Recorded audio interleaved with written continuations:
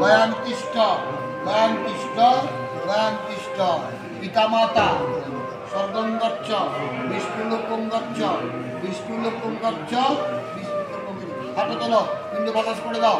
নম বসন্তায় নমস্তুভ্যং নমস্তে। নমস্কার, আমার সনাতনী পরিবার, আমার গুরু পরিবার, আপনারা যারা পরলৌকিক ক্রিয়া করার জন্য ভারত সেবাশ্রম সঙ্গে গয়া আশ্রমে যাচ্ছেন, যাওয়ার পরে অফিসে কথা বলে একটা রুম নিয়ে নেবেন। তারপরে রুমে গিয়ে স্নান করে ক্ষৌর কর্ম করে আশ্রমের বাইরে গেটের সামনে যে অফিস আছে অফিসে এসে দাঁড়াবেন। সেখানে স্বামীজি কিন্তু আপনাদের সমস্ত কিছু ইনস্ট্রাকশান দিয়ে দেবে।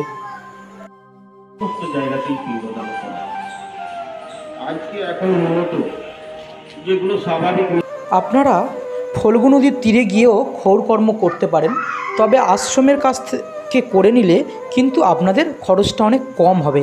এখানে কিন্তু প্রথমে ওরা 100 থেকে 200 টাকা চাইবে, তবে আপনারা কথা বলে 50 টাকার মধ্যে ওটা করে নেবেন। মাথা মুন্ডন এবং দাড়ি গোঁফ ফেলা। তারপরে স্বামীজি আপনাকে নির্দিষ্ট ব্রাহ্মণ দিয়ে দেবে।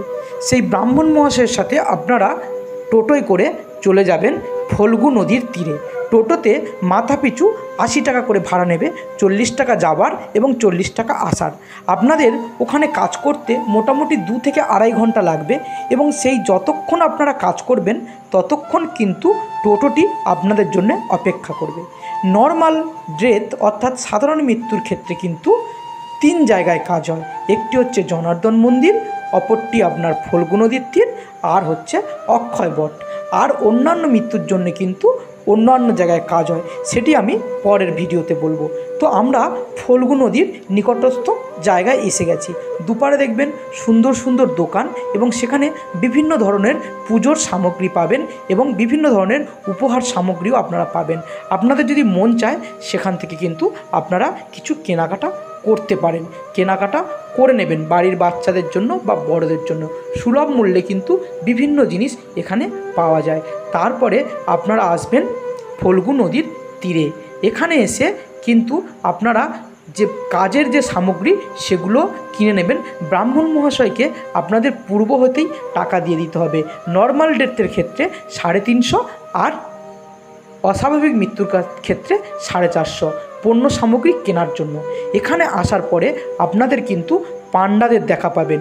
সেই পাণ্ডারা কিন্তু আপনাদের এসে পূর্বপুরুষের নাম গোত্র জিজ্ঞাসা করবে, এবং সেই অনুসারে পাণ্ডারা তাদের সেই পুরনো খাতা থেকে আপনি কোন পাণ্ডার অন্তর্গত সেটি কিন্তু তারা খুঁজে বার করবে। সেটি খুঁজে বার করার পরে আপনারা ব্রাহ্মণের কাছ থেকে, যে ব্রাহ্মণ আশ্রম থেকে আপনাদেরকে স্বামীজি ঠিক করে দেবেন, তার কাছ থেকে আপনারা বিভিন্ন সামগ্রী নেবেন এবং একটি ঘট দেবে। সেই ঘটে করে আপনারা চলে যাবেন ফল্গু নদীতে জল আনতে। এই ফল্গু নদীর কিন্তু একটা বিস্তীর্ণ ইতিহাস আছে। ত্রেতা যুগে যখন মহারাজ দশরথ মারা গিয়েছিলেন, তখন কিন্তু রামচন্দ্র এবং সীতা দেবী তারা এই ফল্গু নদীর নিকটস্থ স্থানে কিন্তু বসবাস করতেন। সেই সময় কিন্তু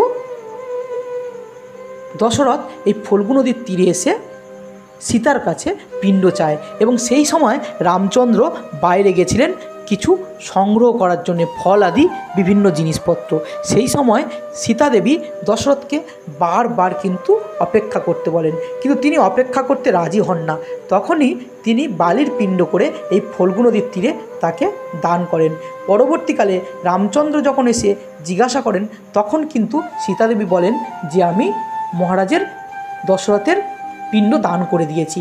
তখন রামচন্দ্র জিজ্ঞাসা করেন যে তুমি যে পিণ্ড দান করেছো তার সাক্ষী কে? তখন সীতারানী বলেন যে তার সাক্ষী এই ফল্গু নদী। কিন্তু ফল্গু নদী সে কথা অস্বীকার করে। তাই ফল্গু নদীকে দেবী সীতা অভিশাপ দিয়েছিল যে তুমি শুকিয়ে যাবে। তাই এই ফল্গু নদী বছরের বেশিরভাগ সময় শুকিয়ে থাকে, শুধু এই বর্ষাকালেই জল থাকে। শুকিয়ে থাকলেও কোনো অসুবিধা নেই, এখানকার বালি খুললেই কিন্তু তার নিচ থেকে জল ওঠে।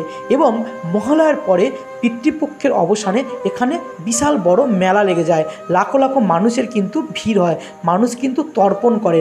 আপনারা কিন্তু সেই সময় এসে এই নদীর সুন্দর মনোরম দৃশ্য দেখতে পারেন। আর এখানে কিন্তু অনেক অসহায় বাচ্চারা থাকে, তারা আপনাদের কাছে কিছু সাহায্য চাইবে, কিছু খাবার চাইবে, যদি আপনার সামর্থ্য থাকে আপনি আপনার সামর্থ্য মতো তাদেরকে কিছু দান করবেন।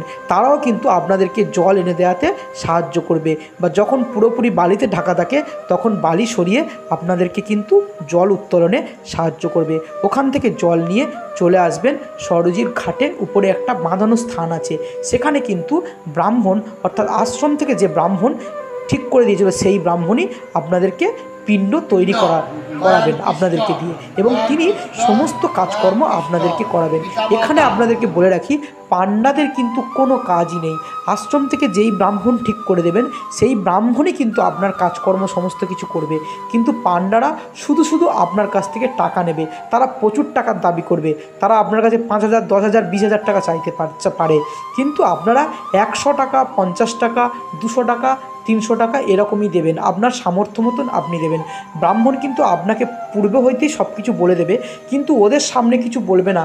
কারণ ওদের সামনে কেন বলবে না, তিনি সারাক্ষণ ওইখানেই আসেন, ওখানেই কাজ করেন।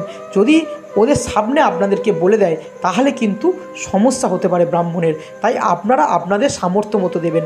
ওরা অনেক কিছুই বলবে, কিন্তু ওদের কথায় কোনোভাবেই আপনারা প্রভাবিত হবেন না।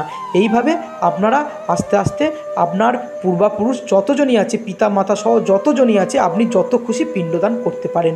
তারপরে পিণ্ডদান করার পরে ওই পিণ্ড নিয়ে এখানে একটা মন্দিরের মধ্যে দেবেন, সেখানে গোমাতা এই পিণ্ড গ্রহণ করবে। তারপরে পাণ্ডার কাছে যাবেন, পাণ্ডা আপনাকে আশীর্বাদ করবে এবং সঙ্গে কিছু টাকা নেবে। এখানে কাজ শেষ হওয়ার পরে আপনাদেরকে যেতে হবে, এরপরে আপনারা চলে আসবেন বিষ্ণুপাদ মন্দির। এর ভিতরে ক্যামেরা নিয়ে যা কিন্তু সম্পূর্ণ নিষিদ্ধ, তাই ক্যামেরা নিয়ে যেতে পারলাম না, বাইরে থেকে দেখাচ্ছি। এখানেও ব্রাহ্মণ অর্থাৎ ঠাকুরমশাই আপনার কিন্তু কাজ করাবেন, এবং এখানেও কিন্তু পাণ্ডা রয়েছে। পাণ্ডারা একইভাবে পূর্বের মতো আপনার কাছে দাবি করবেন, কিন্তু ভগবান বিষ্ণুর যে পদচিহ্ন আছে তার উপরে আপনারা আপনাদের পিণ্ড অর্পণ করবেন এবং সাধ্যমতো পাণ্ডার হাতে অর্পণ করবেন। ঠাকুরমশাইরা আপনাদেরকে সম্পূর্ণভাবে গাইড করে দেবে। তারপরে ওখান থেকে কাজের পরে আপনারা চলে আসবেন অটোয় করে অক্ষয় বট। অক্ষয় বটটা এমন একটি জায়গা যেখানে মাতা সীতা পিণ্ডদান করেছিলেন, এবং সেই অক্ষয় বটে একমাত্র ভগবান রামচন্দ্রের কাছে সত্য কথা বলেছিলেন যে মাতা সীতা মহারাজ দশরথের পিণ্ডদান করেছিল।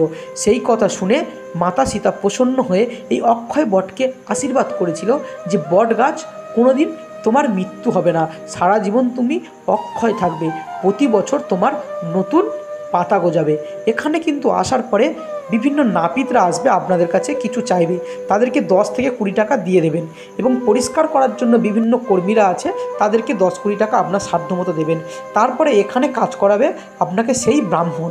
এখানেও কাজ করার পরে এখানেও আপনি আপনার পূর্বপুরুষের পিণ্ডদান করবেন। পিণ্ডদান করার পরে এই অক্ষয় বটের তলায় সেই পিণ্ডটা অর্পণ করবেন। এখানেও কিন্তু পাণ্ডা আছে, তারা আপনার কাছে অনেক টাকা দাবি করবে, কিন্তু আপনি আপনার সামর্থ্য মতো টাকা কিন্তু তাদেরকে দেবেন।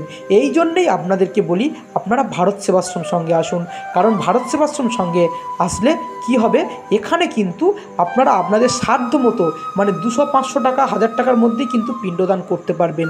আর বাইরে অন্য জায়গায় গেলে কিন্তু আপনাদের সেখানে প্যাকেজ সিস্টেম 20,000, 30,000, 50,000 টাকা লাগিয়ে দেবে।